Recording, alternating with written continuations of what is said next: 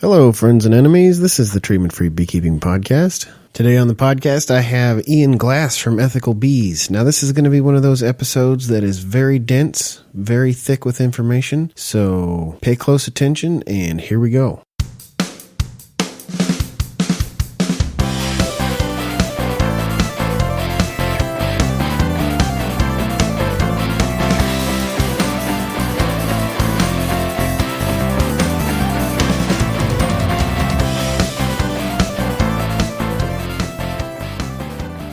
Iain, welcome to the show. Thanks very much, Solomon. Pleasure to be here. It's good to have you. Now, you were suggested to me by, I think it was David Weldon on a possible guest for the podcast, and so I really don't know much of anything about you. And so why don't we start off where we usually start off with and kind of give us some of your backstory so that people can understand the context in which you do what you do. Sure.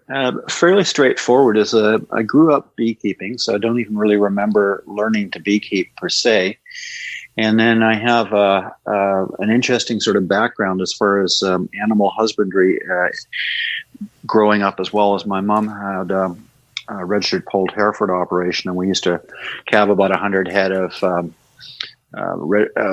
beef cows a year and about 100 pigs a year and some sheep and goats and everything else imaginable, including got a little bit involved with horses. So I think that my background in animal husbandry factors into it. And then in my day job, I'm in neuroscientist. So I'm a scientist involved in research. And approximately 14 years ago, I was having a conversation with one of my medical advisory board, actually she's on my board of directors, and we were talking about bats and wind turbines and general environmental things, and somehow we got talking about honeybees. And at the end of the call, I thought, I know enough about genetics to really get back into this and do something about it. And the long and the short of it was that I was not happy with where beekeeping was going and generally with where agriculture was going. And I thought that I wanted to run a series of experiments to see what I could do for the bees. And then if I was successful with those, to scale them. And the basic premise in my mind was that we were bringing in non-adaptive bees. We were medicating those bees. And so akin to what we've done with humans and creating superbugs is I figured we were making better pests and weaker bees. And so I went out to do the treatment-free thing per se. And I guess I'm now at 14 years of it. And definitely killed a lot of bees in the beginning of it. I think I was sort of experiencing in the 80%, 75% loss each year. But I wasn't going to treat anything, and I started sourcing local nukes around the area. And I'm based in Vancouver, Canada. And people were sort of asking me, "Is it 3 years of this? Isn't this really upsetting?" I said, "Well, no, actually, it's not, because I know I'm getting good ones." And it was after about 3 years that the numbers started turning the opposite direction and started to get really good survival rates. And it was also at that point that I chose to bring in some external genetics and started to do what I would sort of call genetic transfer, working with BSH side of things. And I just didn't get up to scaling things as quickly as I wanted due to a thing called a life and real world interventions on things. But I chose to go over to Vancouver Island 3 years ago to work with some beekeepers over there. And that's been just a fantastic opportunity for scaling up tremendously and showing people that things could be done in a different fashion. So I taught a very intense 2 complete weekends with lots of homework and assignments in between queen rearing course that's now, we've done 3 of them. All the people from that have been collaborating, and they also got to graft from my genetics, and quite a few of the people from that have gone treatment free. So there's a bit of a long introduction in terms of what we're doing. And we now have several commercial apiaries from Vancouver Island that are, I'll call it inside of the tent, that are recognizing that the status quo is not sustainable. They just don't want to keep having the losses. So we've done a fair amount of testing and including them, and we're going to do complete replacement of their genetics this year and do some really good selection work from within that pool. So I've got well over 1,000 hives inside of I'll call it the tent, the testing pool. I've got a really strong volunteer network that's now, I think, 50 or 60 people, as well as about 40 people have done the queen rearing. And that's growing each year. It's growing quite massively. So it's quite exciting.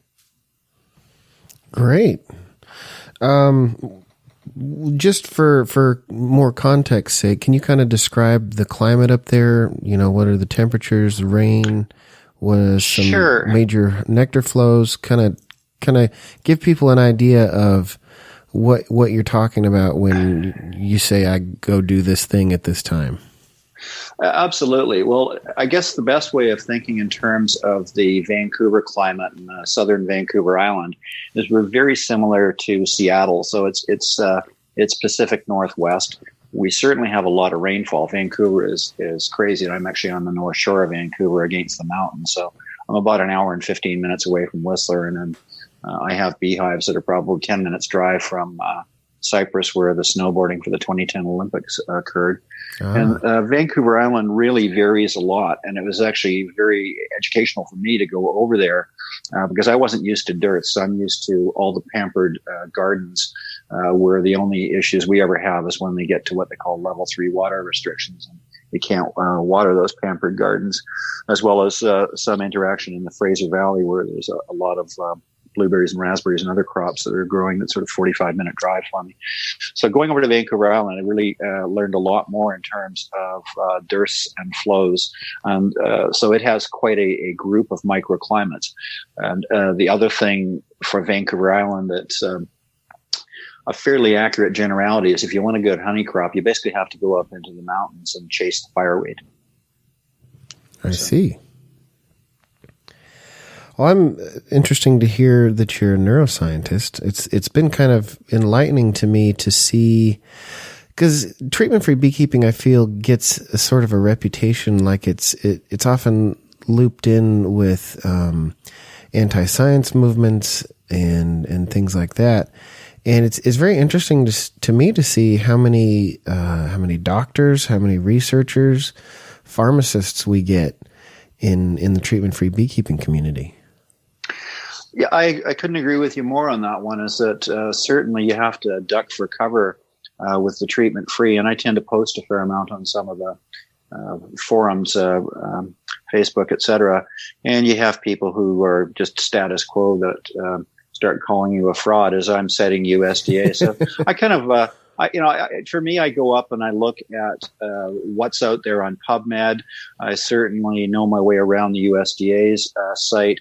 There's a lot of heroes for me in the science world out there that I think should be heroes in terms of treatment-free beekeeping. And of course, names of people like over at Cornell, Ithaca, New York, the Arno Forest come to mind in addition to the USDA. And I love to tell the story of the Primorsky bee and how they got and found the genetic traits in the first place. So I'm driven by the science, and that also is something that we really push with the queen rearing, is that they have to read a lot of papers. And the very first chapter of the course that I teach is talking about science, but especially what goes wrong with science in terms of the corruption.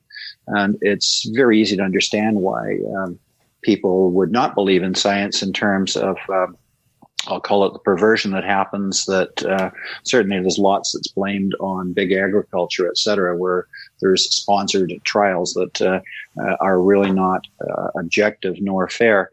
And in our own work, we work by the data. It's really straightforward. So included in our equipment that we have, and I was very fortunate to get some provincial, call them state grants last year to pick up some equipment for the 4 discrete communities that I work with over there. So we have lots of digital scales that we can weigh hives. We have, I think, the capability for probably testing 700 or 800 colonies at a time as far as liquid nitrogen. I think we've got, in fact, I know we've got 6 Dewar flasks that range from 20 to 35 liters. We have dissection microscopes. We've got microscopes we can use for nosema. And it's used for data gathering. And an easy example of the reason for the hive scales is that it gives us distinctly a couple of different things. One is we can look at productivity, because it's my strong belief is if bees can't feed themselves, they're not going to survive.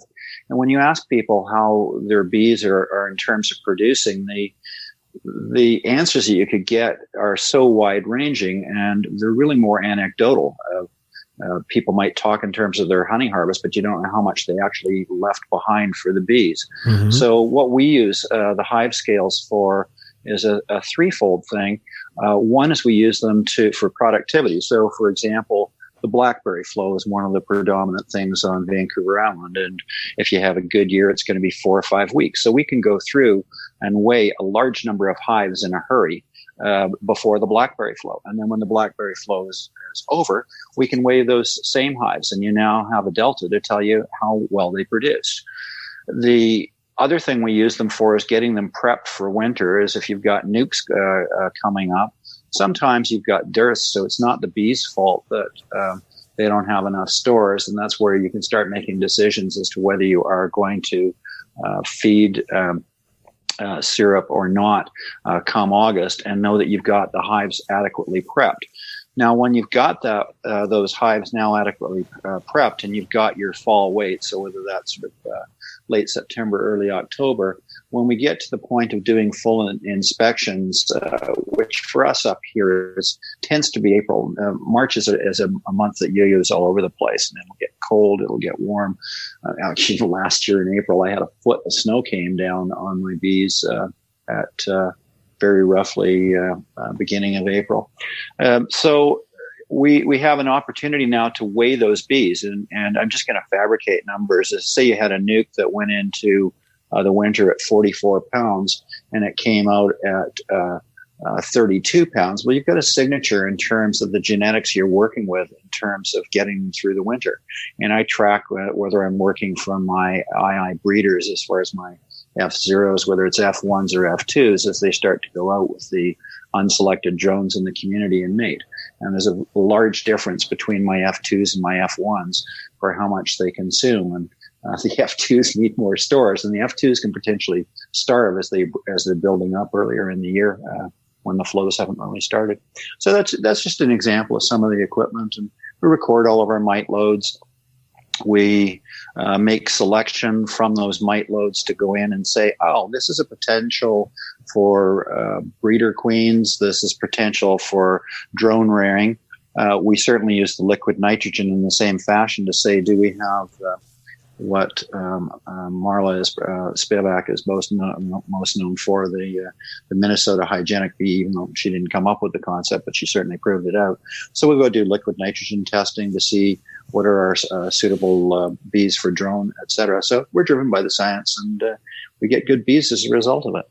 Nice. And we have a good education that's going on. As you can take a lot of these new beekeepers that otherwise wouldn't have known any better, and rather than anecdotal stuff, when they see you out there actually with instruments in the field, it gives them an opportunity to ramp it up. Yeah, that's outstanding. Why do you think you're seeing that effect with the F2s? Oh, I think that we've got a large amount of the Ligustica, so the Italian genetics that are out there, and those bees will obviously need a lot more stores to go through winter. They will build up earlier in the spring, whereas I kind of favor the Carniolans for what I work with up here, just because the Pacific Northwest, we don't have the really high temperatures, and I want bees that will go out in wetter, colder climates as far as the foraging, and I want bees that don't use as many stores over winter. So I try to work with the Carnies as far as when I'm in my F0 stock as much as anything. So I see. The Italians are very popular up here, and I get it, but it's I think there's pros and cons of all the different species. I just like the Carnies. I tend to prefer Carnies myself if I'm talking about breeds, but generally I just go with whatever survives and go from there. Yes, very much so. So what is the Primorsky story? I'm not sure I've ever heard it as one narrative. Oh, okay. Well, I think I admire the genius of the project as much as anything. Is that when the Varroa had hit, somebody down at I believe it was the Agricultural Research Station out of Louisiana, that had the idea, or they certainly executed on it, of saying, well, the Varroa came from Southeast Asia, and yet Apis mellifera is not native to that area. So the thought was, well, have the bees adapted. And the tie-in for Primorsky is the Trans-Siberian Railroad. And I seem to recall the Trans-Siberian Railroad was in the sort of 1906, 1908 time frame, roughly. And there was a lot of Ukrainian immigrants that went east on the railroad to and they went with their bees. And I also kind of get a kick out of it. You have to go and have a look at the map when you think of Russia and the history that we tend to know about it. Is that we think of St. Petersburg and Moscow, which are just a couple thousand miles from Paris, whereas Primorsky is more like 7,000 miles across the continent. And it's basically almost the Pacific Ocean. So you're down in the Vladivostok area, so way, way out there. And so they set out to do a 5-year project of going out and finding beekeepers out at the end of the railroad line and see whether their Apis mellifera bees had adapted.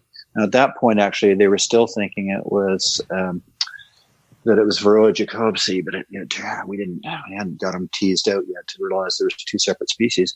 But lo and behold, they found that the bees were reasonably tolerant, and so it was a 5-year project of going and working with the farmers. The farmers, the beekeepers out there, and they identified queens. Starting in year 2, they brought back 100 queens at a time and used to isolate those on an island in near Baton Rouge in the middle of the Mississippi there, so the bees couldn't get anywhere. Quarantine them, I guess would be the proper term. And they started to do selection from them. And the data actually, as far as how they did their selection, is each year they brought back over another 100 queens and they picked the best ones. Is all out there as far as their drone crosses. But then what they also did, which I thought was spectacular, was that they got the genetics out into the commercial apiaries. Tom and Suki Glenn of Glen Apiaries in California factored quite heavily also in terms of being provided with II breeders and getting those out into a more wide field.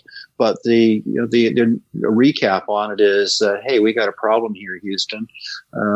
Where could we go that there might be adapted bees, realizing that there was adapted bees that had come from Ukraine 100 years before, that had gone out there, that they had adapted, working with those beekeepers, bringing queens back, and then taking that genetic trait and realizing it was a transferable trait. So they basically took from the 500 queens that they brought back. And my recollection on this is they only probably used maybe 7 to 10 for breeders each year. That they picked the top, but they worked with that to do the genetic transfer of the trait and really study it. And what I also think is very salient is calling it, at the early days, they called it SMR, standing for suppressed mite reproduction. Mm-hmm. They hadn't come up with the VSH because they didn't really understand what was going on as far as the mechanisms that things were going. And I find so much confusion day to day. I find so much confusion up, whether it's on the internet, whether it's bee clubs, of people hear the word hygienic from the frozen killed brood, liquid nitrogen, or your deep freeze, however you're doing it, of the Marla spivax, the Minnesota hygienic. And people just confuse and interchange the terms all the time. I was at a bee talk at a Genome BC recently, and same thing, just complete confusion. So I'm almost thinking of going back and calling them SMR instead of VSH, just to really try and differentiate on how they work. And I want to dial in on that. And this is a large part of what we are doing for our testing, and it's going to become absolutely what we do this year. And it's what the USDA did, is that you look at your breeder stock, which you can figure out by mite count, but you take your breeder stock and you select for the level of infertility in the mites. And you have the vast majority in a normal call it a control hive, the mites are reproductive. There's very few that are infertile. It does happen. Whereas if you get into the true VSH, you're in the sort of 60 to 100% of or almost 100% of the mites are sterile. So and this happens through a variety of, or we postulate it happens through a variety of mechanisms. So this is where taking and doing some pre-screening to figure out which hives you should go and make your selection from, and then going through with a dissection microscope. And it's a lot of work. You got to open a lot of cells and get them at sort of stage 3, stage 5 pupa, and figure out how many mites are actually fertile, and then work from those. Now, if you take those and you make sure you've got your diversity doing good II breeders, what you find is that your F1s are still, even with complete unselected drones, your F1s still have a very high level of the mite reproduction of VSH. So it's driving some science behind how letting the bees take care of themselves. And Solomon's more than anyone who's been preaching that out there, is the bees have got the capability of taking care of themselves. We just need to spread the word more than anything. I just try and drive it with a good selection process, and go back to my earlier comments of I think that what is large for me is the animal husbandry. If you calve 100 cows, first off, 100 of them don't live. You're going to have some losses, but then you don't go and say this is everything that hit the turf is going to be breeding stock. You figure out what you should use for breeding stock and go accordingly. So. Mm-hmm. Have you figured out some of the mechanisms for the sterility of the mites? Yeah, they've done a good job with that with the USDA, and there seems to be, as well as Tom over at Cornell has done a fair amount of that. Starting with the VSH, of what we know is that they do a lot of capping and uncapping. Like, everybody knows about the idea of them saying, okay, we don't like this particular cell, so we're going to just gut the whole thing out and kill it off, and that's okay.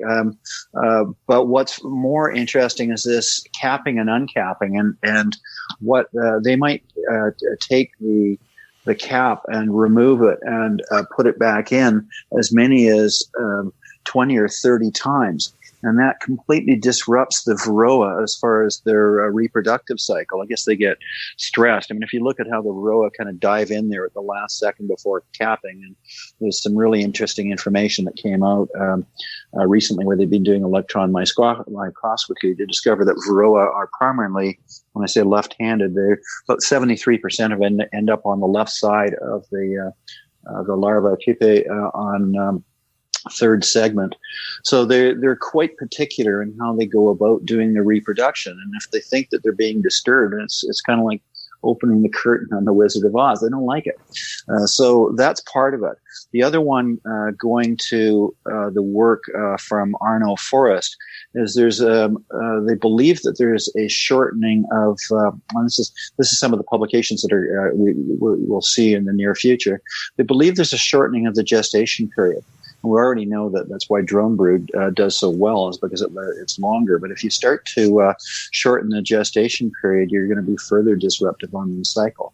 So it looks like the feral bees are, the feral bees are accomplishing things in at least two methods. One is the VSH. The second is the grooming behaviors, and the third might be the shortening of gestation period.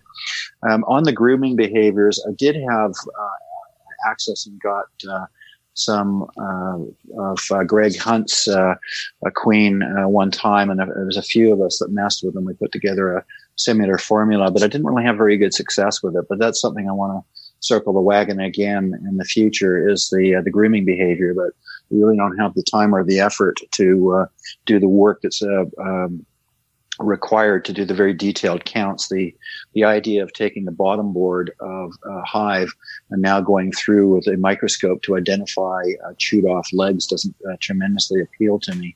But there are other ways I think that we can do selection for that to look at the grooming. But that's certainly what happens in the Arno forest, is that the bees simultaneously select for VSH. They simultaneously select for the grooming. And I think that we probably will find that inherently what we're doing with our VSH work will have that second trait, whether we think we're selecting for it or not.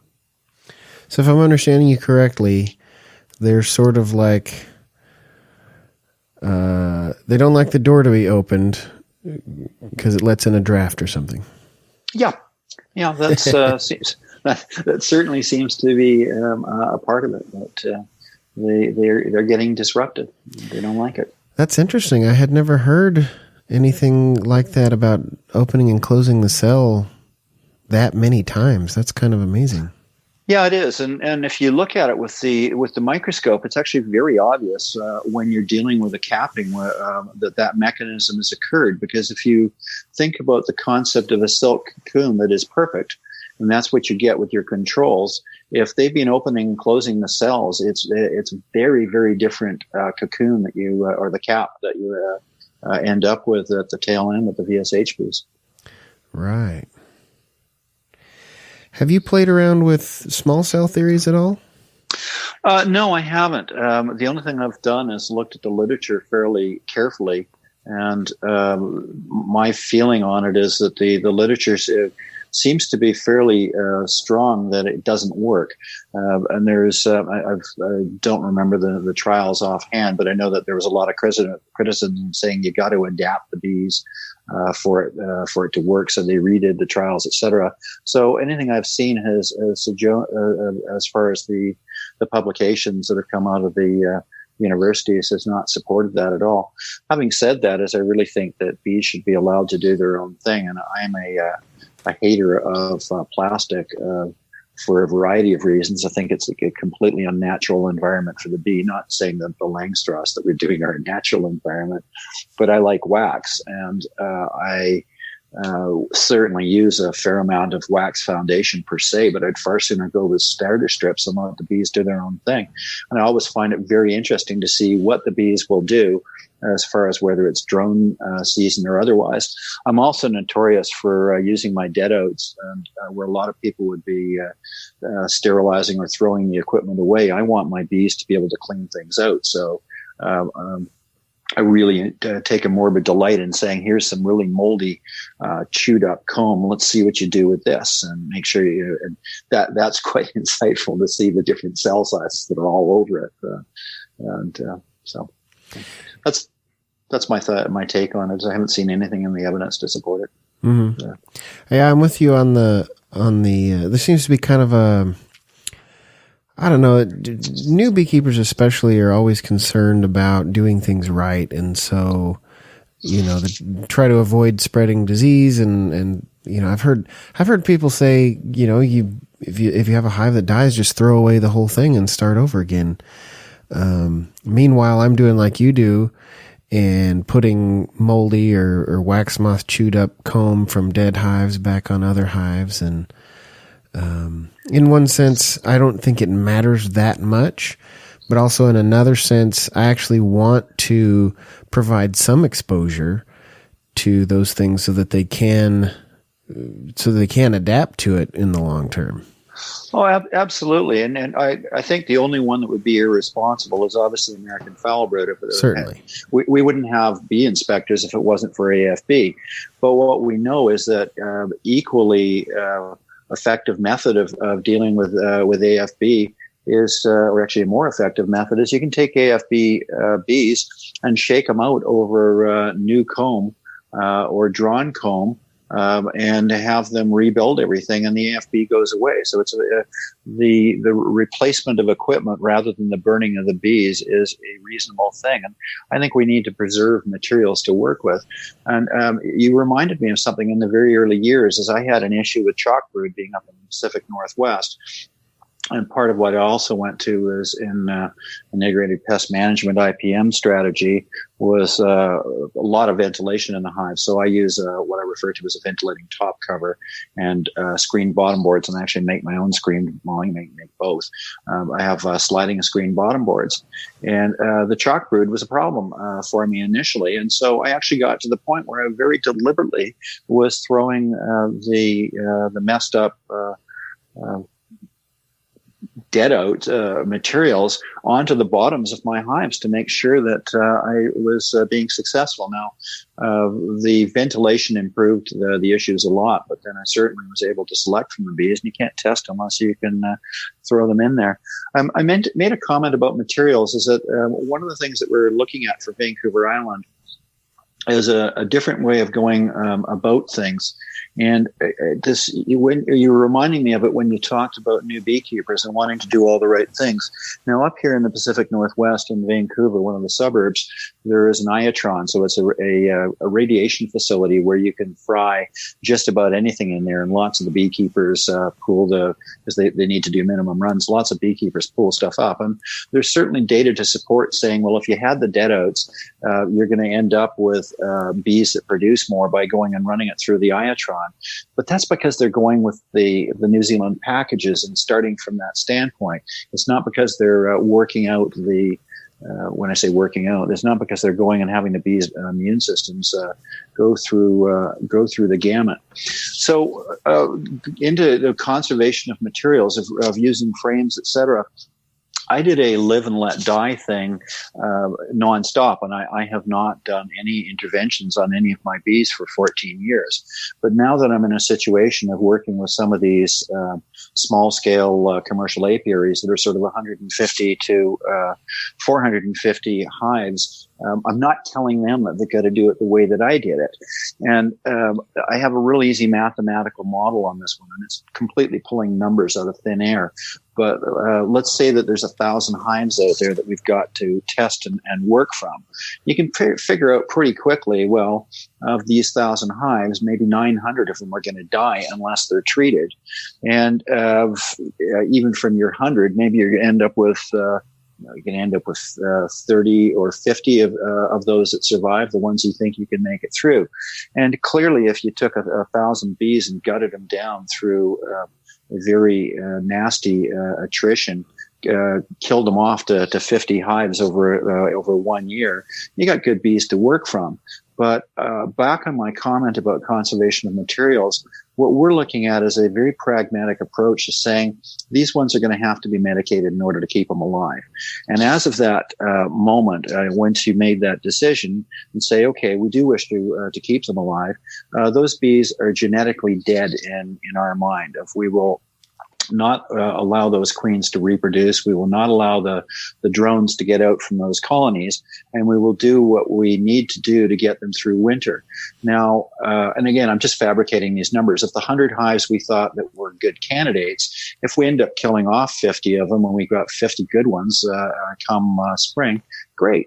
And then we can rank from within those 50 and pull that down to probably 20 or 30 to go from selections for breeders and drones to make up some new breeders. And now of the 900 hives, I'm fabricating numbers here, but let's say from the 900 hives that we had 10 or 20% loss, we're going to make again sure that the drones do not escape, but we'll now get busy and requeen all of those, and we've got all those materials to work from. So we have 850 hives that we can go and do our expansion from, rather than killing off 950 hives. And genetically, we're identically set to the other scenario. So the 50 hives that lived, we're keeping the best genetics of them, except instead of having 50 hives that live, we've got 900 hives that are alive and requeened. So that's how we're going to be going about everything on an ongoing basis. Now, the breeder pool, no interventions whatsoever, none. But pragmatically doing the displacement. And the other one that's pretty exciting is that I already am aware that I've had impact on the drones when you stop and remember the genetics on what's going on with bees. If you're working from really good F0s, all your F1s, no matter how random the drones are, and the acronym in the literature is USD for selected drones. No matter how random those drones are, the drones are that your matings happened. The F1s you put out there are really good, strong drones because they're clones of mama. So it's going to be kind of fun to see the impact we have on Vancouver Island over the next year or two. I think 2 years ago we got about 125 or 150 queens onto the island. Last year was several times that.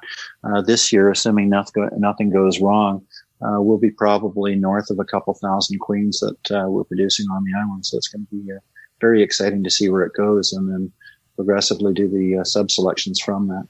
Again, using microscopes and instruments to figure out the scorecard for who gets to continue. Yeah, I'd like to see how that turns out.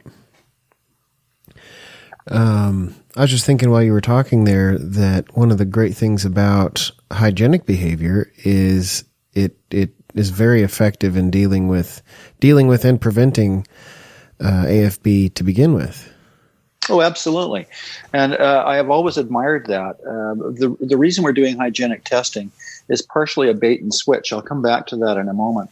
But if you look at Marla's work, and it's been replicated so many times I seem to recall the initial study had 20 of the control hives and 20 of the Minnesota hygienic. I call them FKB for frozen killed brood selection.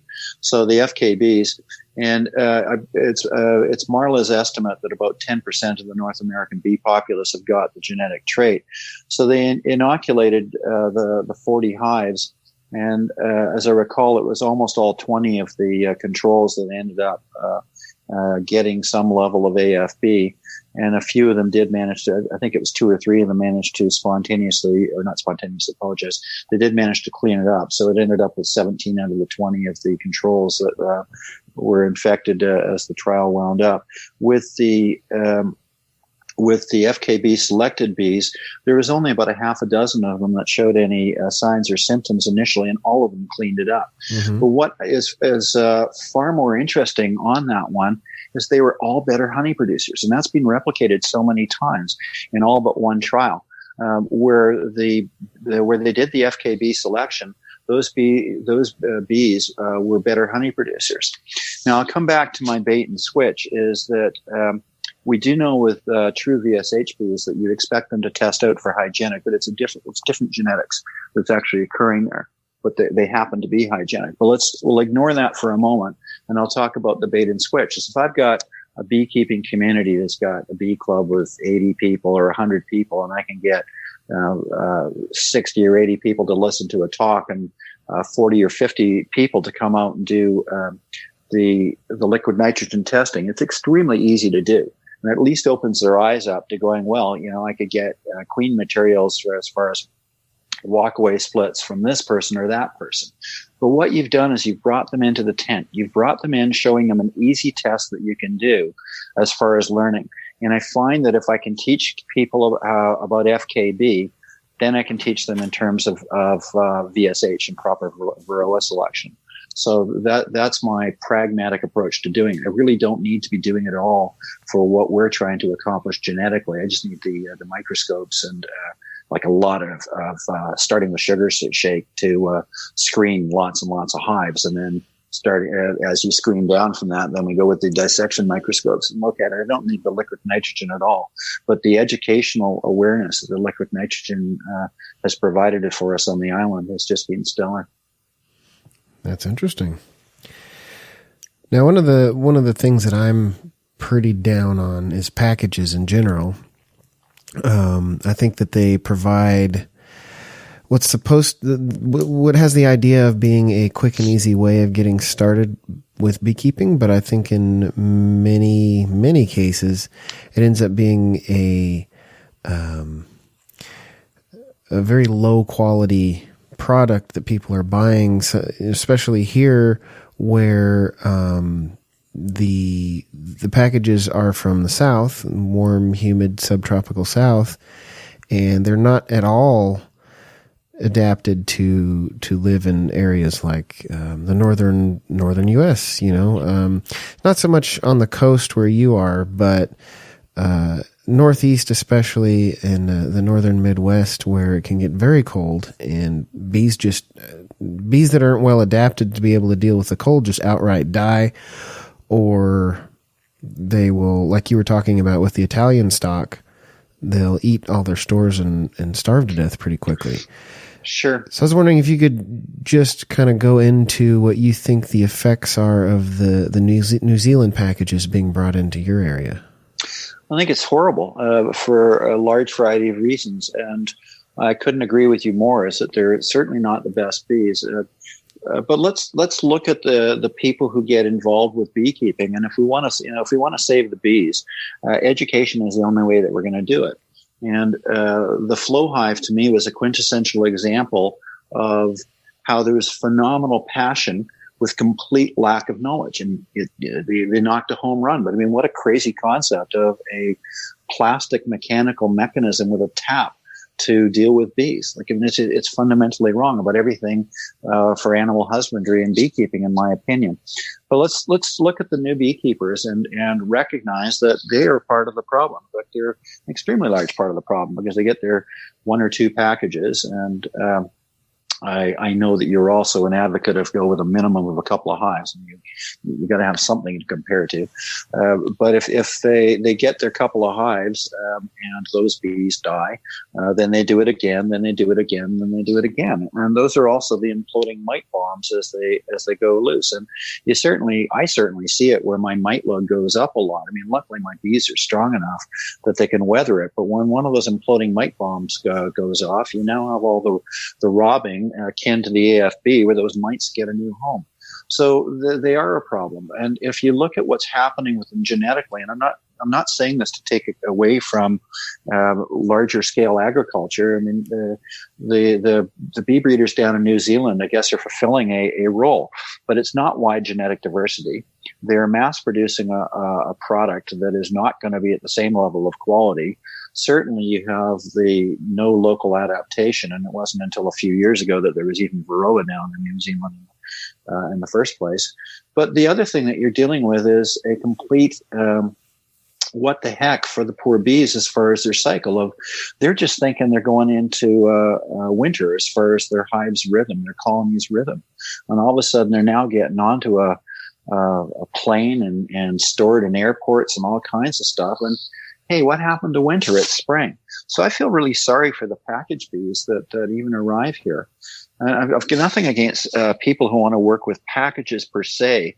And I know there's a husband and wife couple who are absolutely delightful. I think I was actually privileged to be over having some wedding cake for their, or not wedding cakes, celebration of their 68th anniversary. And they do packages on Vancouver Island, but their packages are going from the hives that they've been raising for generations on Vancouver Island. They're not treatment free, but they're pretty decent bees, locally adapted to quite an extent. And that's all they do is shake them out. And what I'm really seeing is we're starting to ramp up for nukes. Like we will be providing lots and lots of nukes within the group this year, and hopefully next year it will be well north of I'm hoping we'll be up at a couple thousand or higher next year. But with the change in beekeeping, I think that people are going to smaller frame sizes. They're going to 8 frame. They're going to the mediums rather than the deeps. And so I think that there is a market for a package per se, but that's because you've got a good local queen with bees that you've shaken out with a known weight, that there's enough resources that then now somebody can put it into whatever equipment they want. And that equipment could just as easily be a top bar. It could be a wonderful log that they've taken, etc. So I'm not against packages. I'm just against packages from the wrong places. Yeah, and I tend to agree with you. I think more of my opposition to packages is just because it's very rare to actually get local packages, well-adapted packages. Here in Southern Oregon where I am, when I first started, I bought 20 packages, but I only had to drive, 4.5 hours to get to them. Like they weren't that far away. The climate down in the Central Valley in California, or at least the northern half of the Central Valley in California, is a few degrees warmer than here, but it's not that different than here.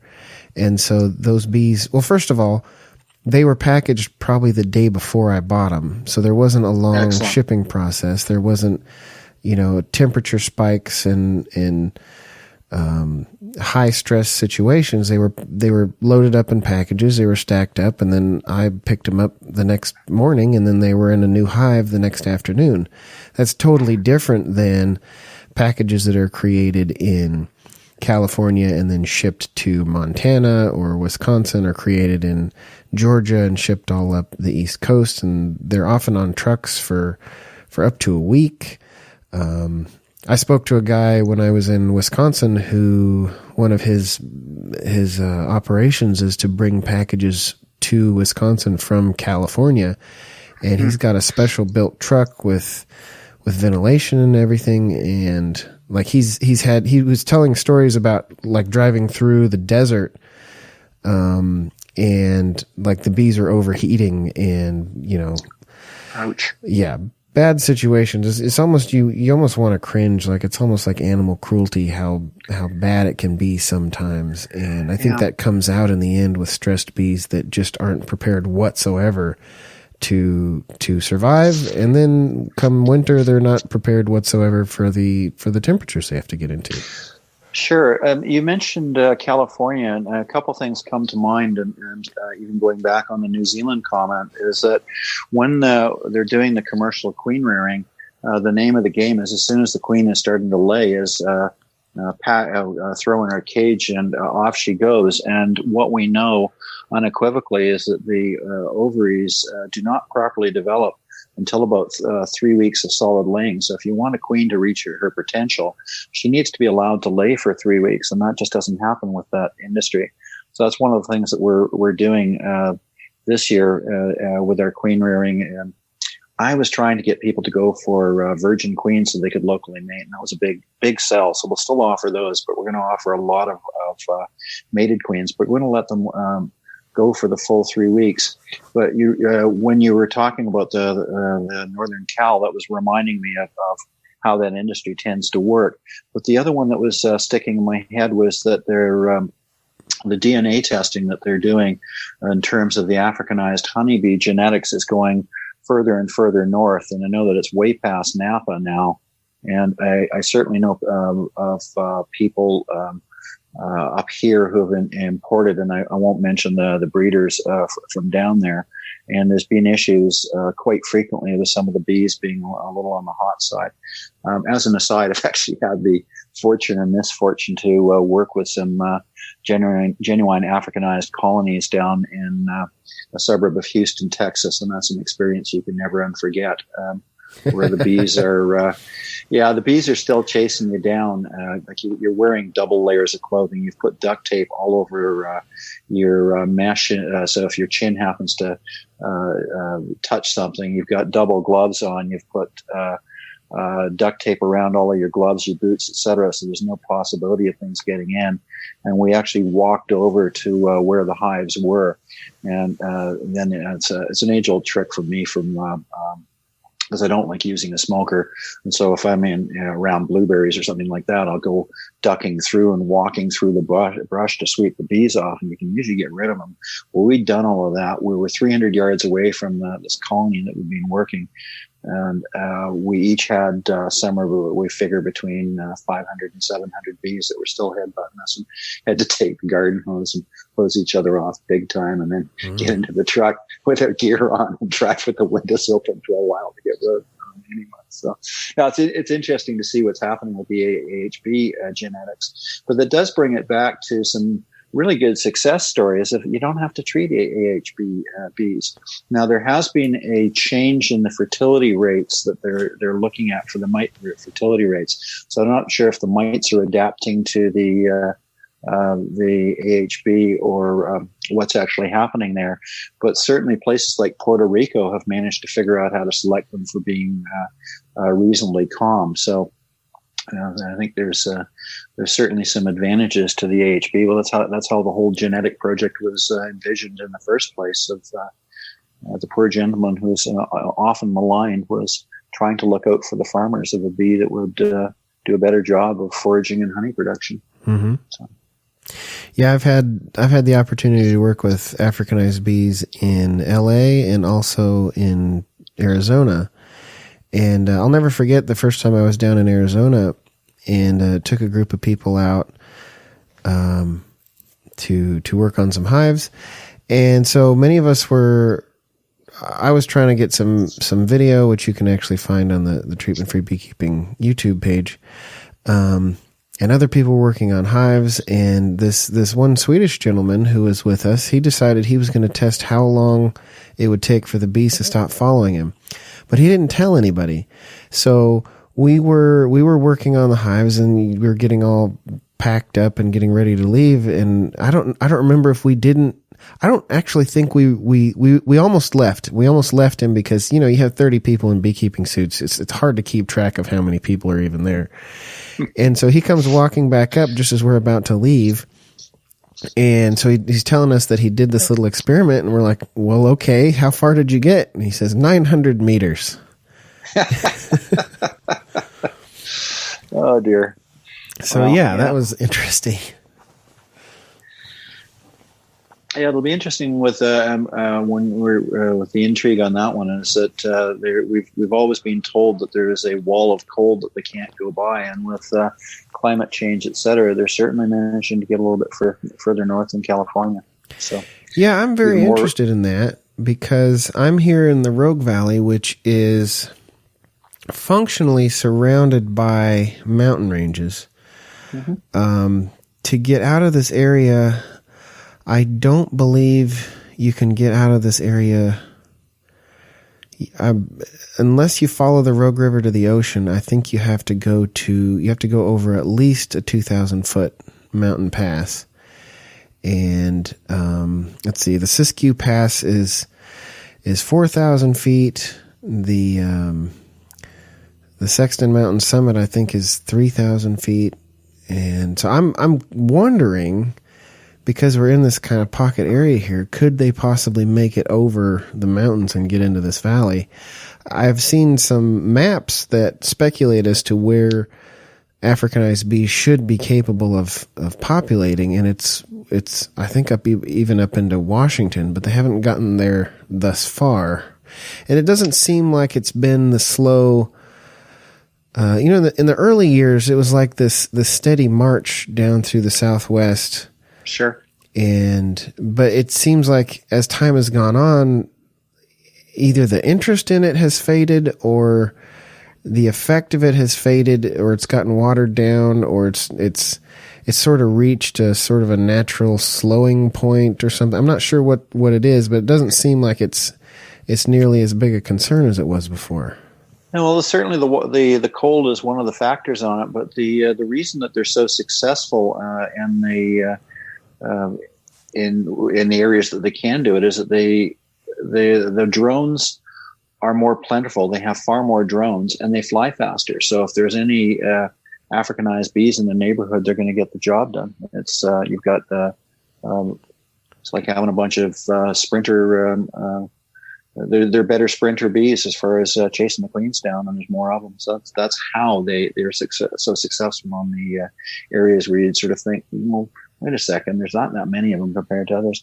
I think that what we'll probably find will be the inadvertent expansion of their territories, as you were talking about the map, is of course the pollination industry of getting into those crops. I mean, luckily, the almond crop is not during swarm season down in California. If it was, I think we'd see a lot more damage happening that way. But I think that's what it's going to be. I've always worried about the spread of disease for bees, no different than SARS. If somebody was sick on a plane in Hong Kong and hopped on that plane, and all of a sudden SARS went whipping around the world pretty quickly. And we've certainly seen how the bee diseases go around the place. The other one that doesn't seem to be fairly well known, and I know two of the people who were involved in the data collection, and unfortunately they never published it. But this is up in the Peace River region of northern Alberta, and there's the Canadian Bee Lab is up there at a place called Beaver Lodge, and somebody was two researchers, both of whom I know. And this is a large number of years ago, we're interested to see how far drones would go. And you have the farmland, and then you're going off into the trees where there's just no agriculture whatsoever, and they've got roads that are pretty much straight because of some of the oil and gas exploration work. And so what they did was they hung nukes up in the trees, mating nukes, every 2 miles, just to see how far the drones and the queens would actually travel. And I think that we've had a prevailing influence upon us in terms of thinking, well, Queens and drones are probably like forager bees if they're going to go 2-mile radius or maybe a little bit more.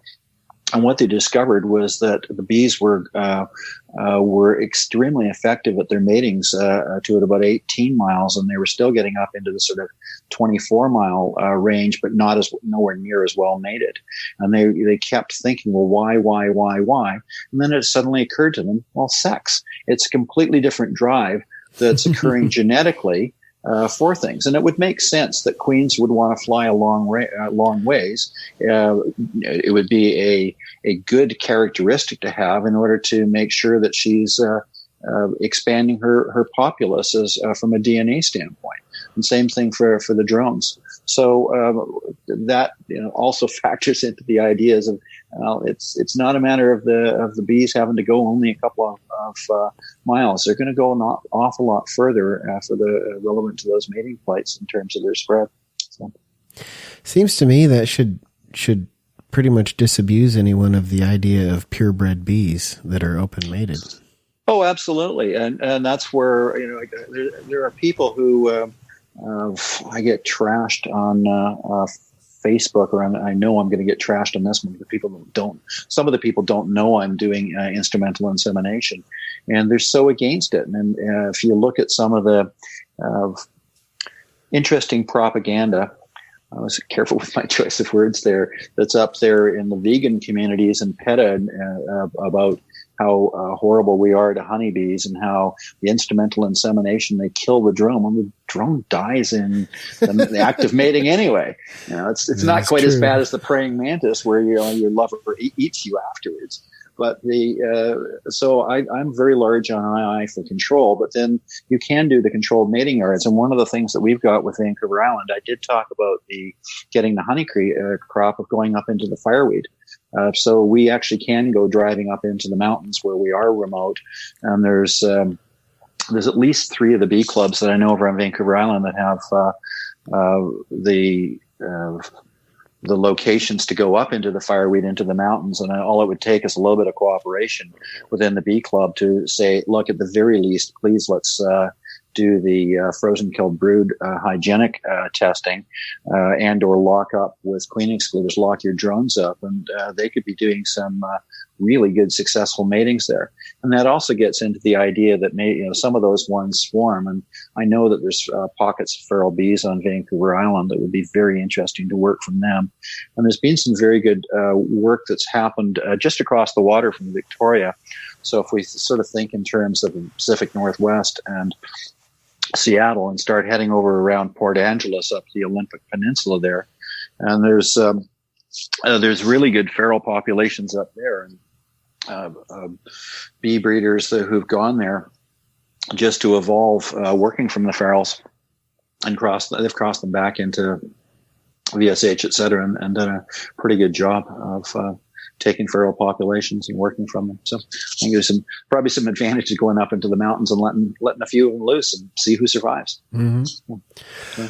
I have in my treatment-free beekeeping experience, do get a little bit of pushback on instrumental insemination. Have had a couple of requests, demands that I be censored on the censored whatever on the Facebook group. I look at it, to me, in a treatment-free world, ultimately any mistakes that are made there are going to be corrected naturally fairly quickly. Sure. If you have colonies that are inbred into a certain trait or something that's ultimately a negative outcome in the genetics, that colony is not going to last very long or very well. And, in a treatment-free world, everything just kind of fixes itself fairly quickly. And if we hadn't had treating to begin with, I mean, all this would have fixed itself to begin with. Overall. Absolutely. Oh man, you're going to get me to rant on this one. Is that if Go you ahead. Look when Varroa came in, when Varroa came in, the public enemy number one was the tracheal mite. We were all going to lose our bees because of the tracheal mite. People were medicating. Varroa arrived. Everybody forgot about the tracheal mite. That's what Amazingly I say. enough, the problem went away within 2 or 3 years. And, one of the people I have incredible respect for as far as historic beekeepers. I mean, Tom Seeley with his work is one of my heroes. Dank and all the guys down in USDA right up there. But I like to wind the clock back and say, well, I think the best beekeeper that ever was around was Brother Adam with the buckfast bee. And with the Isle of Wight disease, which may not have been tracheal mites, who knows, they were able to repopulate with things. And he was just doing good selection in animal husbandry. And this is where I love the size of Vancouver Island, is I've got something that's as long as England, 1/4 the width. And if with the larger scale apiaries, when I say larger scale, I mean they're small as far as commercial apiaries go, but with the larger apiaries getting involved and the drone flooding, hopefully within a few years we won't even have to be doing any II. I mean, we should be able to get them to self-sustaining and knowing how to do selection within that populace. And number one thing is to build up the self-sustaining without the requirement for bringing in New Zealand bees. And when I've gone to the beekeepers over there, and these are people who maybe have 20 hives or 75 hives or 100 hives, and I say, why are you not doing queen rearing? And I've had three answers back from all of them, and in the same order. Is number one is that there's no point in doing it unless we have decent genetics to work from. We're just wasting our time. Number two is we really don't know how to have the knowledge basis to get and really scale it up. And the third is the specialized equipment.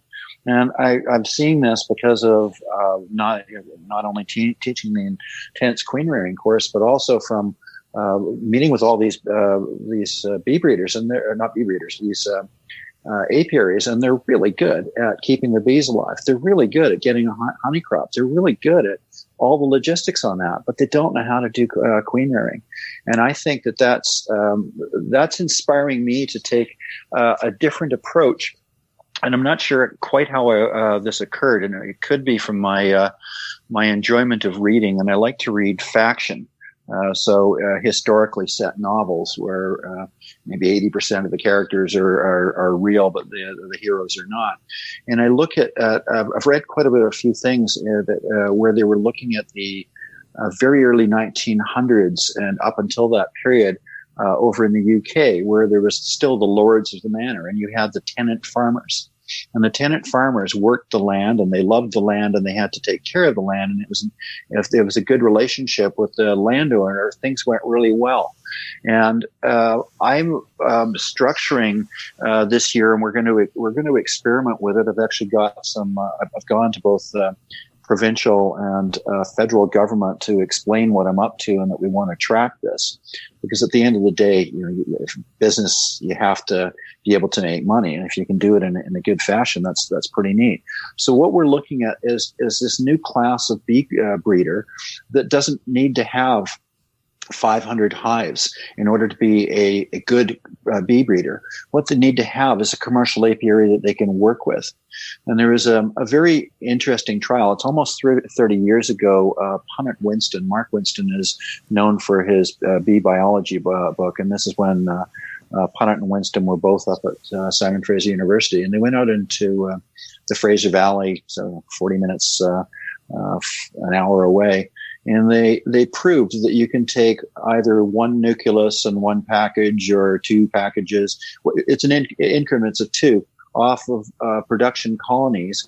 And you can pull those off in the spring without any impact in your honey production. So that's giving you the ability, if you had to make two new nukes, if you only turned them once. So double the number of bees you've got.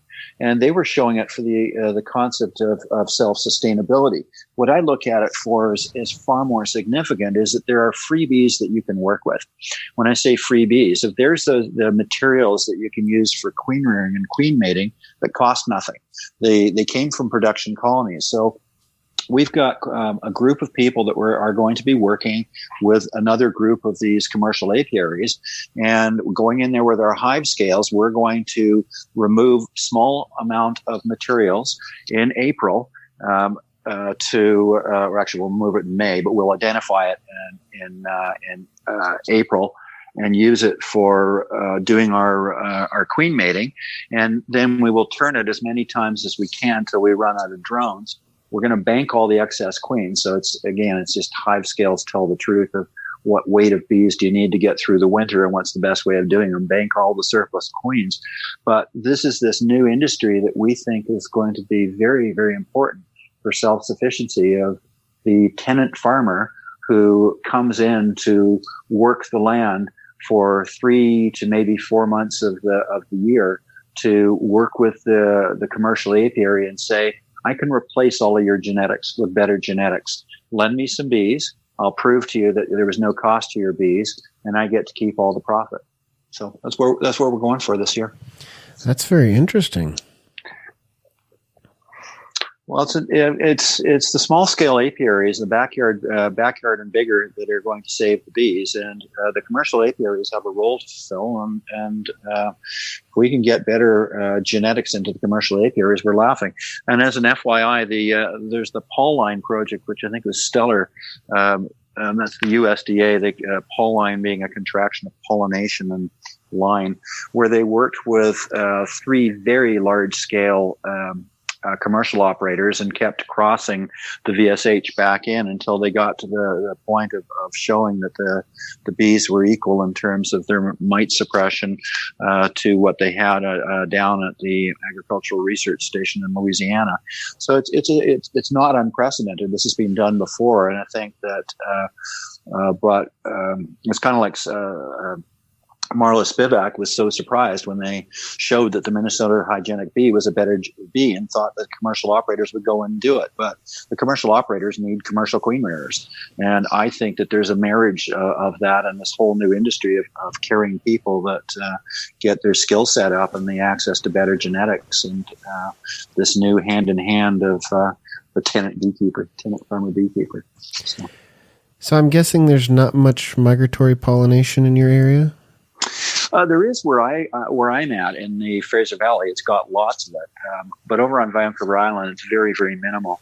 Over on the Vancouver side, the whole Fraser Valley has got lots of blueberries with, and immediately across the line as you go into Blaine, Washington, and that whole from Blaine, Washington, all the way across to Sumas, Washington. So those areas have got lots of migratory between the blueberries, the raspberries, the cranberries, etc. So that's why I'm really not doing any of this work in the Fraser Valley. It's to quote our provincial apiary inspectors, we have an undefended border from White Rock to Chilliwack. So yeah, and I think it's much worse down here. Yeah. It is. Well, I think it personally is a very sad state of affairs where you have 88 to 92% of the commercial bees are all in California doing the almond population. I think what we've done with modern agriculture for monoculture is absolutely insane. It's certainly not sustainable, but we have to do the best we can with the bees to weather that until agricultural practices evolve. And it's inevitable that they will. I mean, if you look at the influence of big agriculture, big government in the dirty 30s, that's how the Dust Bowls occurred just around the time of the Depression, and they had to change their farming practices. And I think with anything from the organic community to other experimentation that's going out there, that they'll learn new methods. This is one that surprises everybody, is that when everyone was saying, well, let's ban neonics, nicotinoid pesticides, they were shocked that I wasn't supportive of that. And I was saying, like, be careful what you ask for, because as soon as you ban those, we're going to go back to the older classes of the organophosphates and lots of other pesticides, where the damage will be even worse on the environment, where you start looking at tons per acre of application and numerous applications. So I know I mentioned it earlier on, it is that to me, the absolute pillar of change has got to be education. It has to be. Unfortunately, I think that in reality, change often comes much much more reliably through, what would be a good way to say this? Through collapse of an industry, through failure of crops, through... Sure. That's true. I love the idea of educating ourselves into a new way of thinking, but I think it seems throughout the history of science, especially, that new paradigms come with new generations, not with education, I think. Yes, that's true. I guess what I'm referring to is that whether it's the adversity that causes the examination and the science gets flushed out, and then the education is the spread of that word, and whether that's the dirty 30s were the example that they had to start leaving crops and they had to leave the land for 1 year in 4 to maintain the moisture, and getting into cover crops and so many things, and that came from adversity. And the other one that jumps into my head is a lot of modern medicine came about through wartime. Yes. So all of modern surgery can be traced back to the Boer War, and so even pre-First World War. So there's when nasty things happen, it's amazing how we sit up and take notice. Yep, and that's always the troubling part about it for me, is just wondering what nasty thing. Because things do naturally evolve over time, and a lot of what you've seen lately in the public sphere comes through public opinion, like changing pretty starkly and pretty rapidly. Sure. So it can happen that way also. So it's going to happen eventually. I'm just wondering how it's going to happen in the end. Well, I believe you're absolutely correct, and I know when I give the bee talks and I talk about the various things that have occurred. I mean, we know that the problem is with the varroa mite is not so much the mite; it's the viral loads that go with it. And if I want to replay history on that one, as the bubonic plague or Black Death, as people blamed it on the rats. Well, no, it was actually the bacteria that was on the fleas that was on the rats. And so it shouldn't be a surprise that you've got that nasty little thing called a varroa there that's got a vector, is vectoring in all the viruses with the wound.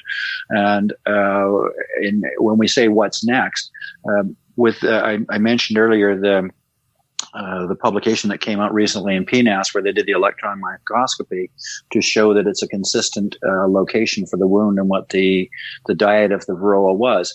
But they were also showing that there was a wound with a bacterial area. And we're certainly aware of lots of different viruses out there. I think on a bad day, I could probably recite 14. But if a nasty bacteria comes along that's going to whack the honeybee, the varroa with the wound is a perfect carrier on it. So there's going to be a what next of another pest. And as I talk about SARS and all the pollination industry with trucking bees all over the place, it's a ticking time bomb for what's going to be the next disaster for the bees. So. Well, and on that note, if people want to get a hold of you, where can they find you?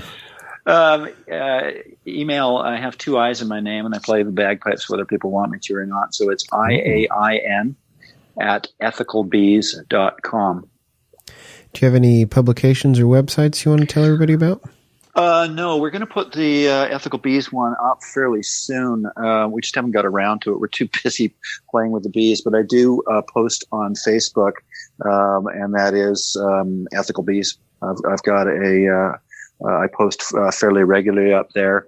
I periodically post up on your website. I do enjoy watching the controversy up there, and I think it's there's some fantastic information that comes up. There's also, like everywhere on these social media and webs of be wary. But yeah, that's how they can get a hold of me. And the other one that we do have a very active volunteer groups. And if there's any university students who are looking for summer employment for May, June, July, and August, I'm going to be posting a job description fairly soon for I'd ideally like to find people who are intending to go on to graduate work entomology or something like that, but I'm going to hire 2 university students this year to work on Vancouver Island, who will be very involved in this and can get involved in some publications. So, we're expanding it, we're ramping it, and trying to do a knowledge transfer to make an example sustainable community. And our goal is to take Vancouver Island and make it into a bee breeding capital for, if not all of British Columbia, for even more than that. And we're looking to do lots of collaboration in the process of that. So. Outstanding. Well, I thank you for taking the time to talk to me today. It's been a very interesting and dense conversation. A lot to think about. I'm sure this is one of those episodes that people will listen to multiple times because it's just so much information. Well, Solomon, thanks for having me. And it's been really nice to see, whether it's your website or the Facebook, that at least people are having the opportunity to think in different areas and think in different ways. So thank you for all you're doing.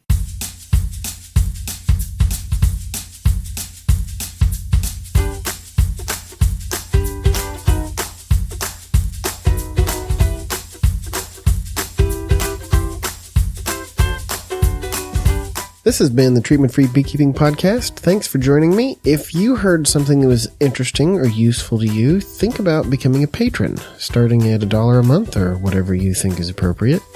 So far, I've managed to keep the podcast totally free of advertisements, and I'd like to keep it that way. Your support allows me to continue producing the podcast without having sponsorships and without having to read out advertisements like you hear on way better shows like Serial or American Scandal or Dr. Death. Just some podcasts I like to listen to. So you can become a patron at patreon.com/TFB. By supporting the show, you'll get access to the TFB Pub on Facebook. It's a closed group for supporters of this podcast and the other stuff that I do, and it gives you access to things like live streams when I record podcasts sometimes. And lately, I've been offering podcast episodes several days before everyone else gets to hear them, so that's fun also. If you'd like to host me at your club or event, I'm available to speak at very reasonable rates. Check out the speaking page of my website, parkerbees.com, for details. This show is hosted, produced, and edited by me. My name is Solomon. My executive producer is Adam Blitz. Then this show is brought to you by him and all the other patrons. Check out the Treatment-Free Beekeepers Facebook group at facebook.com/treatmentfree beekeepers, and watch out for fakes because they do exist now. You can find my Treatment-Free Beekeeping videos at youtube.com/treatmentfree beekeeping. The catalog is now over 110 videos with some great stuff by some of your favorite speakers and probably some you don't care for. So that's life. We have a new forum at tfbforum.com. Thanks for joining me. Please share and rate this podcast whenever you get a chance, and have fun keeping bees, because if you're not having fun, change your definition of fun.